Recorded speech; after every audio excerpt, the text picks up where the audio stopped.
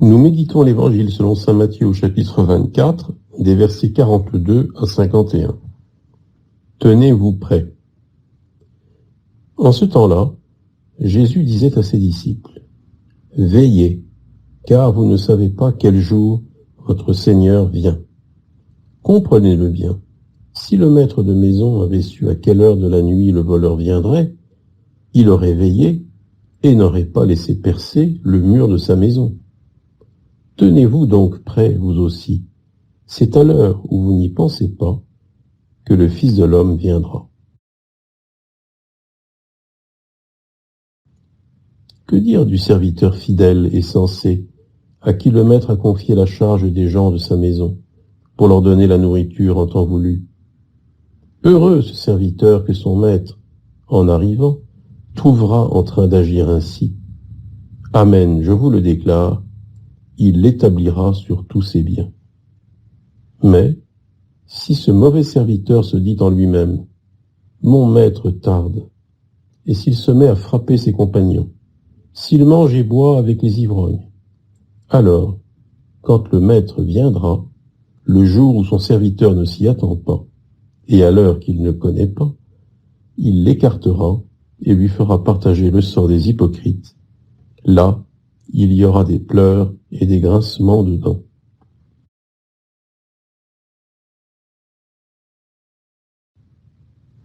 Prière. Je crois en toi, mon Dieu. Je crois que tu es présent ici, avec moi. Je me mets en ta présence, toi qui as tout créé, qui m'as créé, qui remplis tout. Augmente ma foi en toi. J'espère en toi, mon Dieu.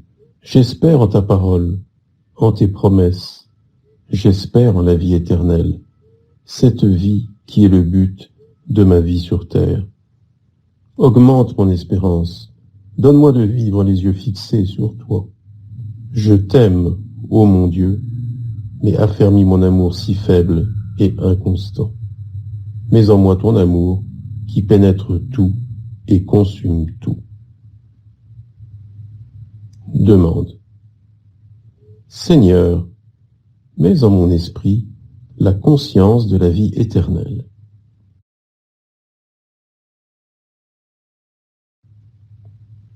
Réflexion. Premier point. Aujourd'hui, le Seigneur nous parle de la fin des temps, ou bien également de la fin de notre vie, quand s'interrompra notre temps sur la terre et viendra le moment d'en rendre compte. Dieu, qui est amour et sagesse infinie, nous donne un temps limité pour entrer dans la vie éternelle, pour commencer ici sur cette terre, cette vie avec lui, que nous aurons en plénitude au ciel. Seulement, pour respecter notre liberté, il ne nous donne que quelques années pour décider, pour être un serviteur fidèle ou bien un serviteur mauvais. Notre mort viendra entériner ce choix de vie pour toute l'éternité.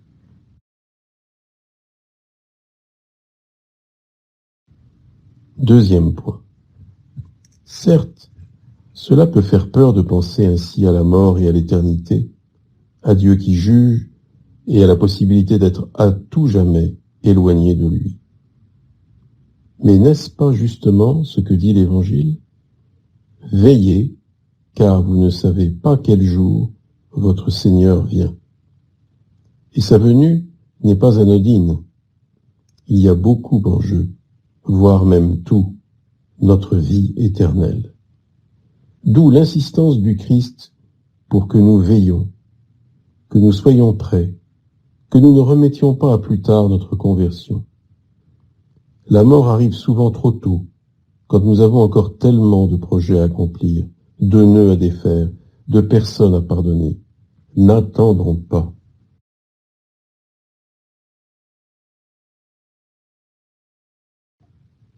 Troisième point. Le Seigneur nous dit ensuite qu'ici sur terre, nous est confiée la maison du Maître. Quelle est cette maison? Ce n'est pas seulement pour les prêtres et les évêques la charge de l'Église, c'est aussi pour les époux, l'Église domestique, notre famille que nous avons la responsabilité de faire grandir dans la foi. C'est pour tous son Église qu'il nous a confiée. Échappons-nous un peu facilement à notre responsabilité d'en prendre soin, nous limitant à profiter des sacrements, tout en critiquant allègrement les limitations de ses pasteurs? C'est enfin pour chacun le temple de l'Esprit, notre corps et notre âme, qui accueille la Trinité depuis notre baptême.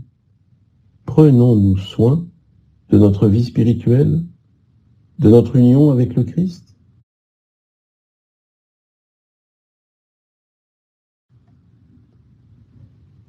Dialogue avec le Christ. Seigneur Jésus-Christ, je t'attends, viens. Je veux faire dès aujourd'hui de ma vie ta demeure et vivre comme serviteur, fidèle à ce que tu m'as demandé. Accorde-moi d'avoir conscience que ma vie est brève et que l'éternité approche, que le temps à ma disposition est limité, mais que ta grâce peut y faire des miracles. Je crois que tu veux me prendre avec toi au ciel. Aie pitié de ma misère et donne-moi de me convertir aujourd'hui un peu davantage. Résolution. Aujourd'hui, j'arrangerai un aspect de ma vie en prévision de ma mort. Me réconcilier avec quelqu'un, me confesser, rejeter définitivement une situation de péché, etc.